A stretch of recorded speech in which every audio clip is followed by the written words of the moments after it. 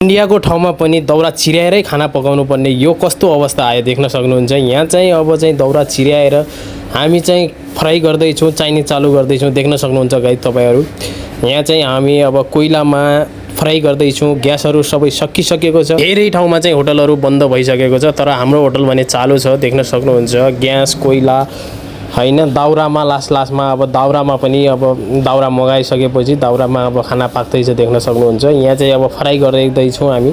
अब ग्यास चाहिँ अहिलेसम्म आएको छैन, आएपछि अब ठिकै छ, नत्र भने यो सबै सामानहरू चाहिँ यसमै फ्राई गरेर आज चाहिँ कस्टमरलाई हामीले दिनुपर्ने हुन्छ। अहिले चाहिँ कस्टमर धेरै हुने गर्छन्, किनभने आजुबाजुका सबै होटलहरू बन्द भइसकेका छन्। साना ठुला कोही चालु छैन हैन। अहिले चाहिँ चालु भएको होटलमा एकदमै तनाव छ उस्तादलाई चाहिँ, किनभने उसलाई अहिले चाहिँ सबै धेरै काम बढिसकेपछि धेरै काल भइरहेको छ। किनभने गर्मीको महिना पनि छ हैन, ग्यासको अभाव छ, दाउरामा खाना पकाउनु पर्छ।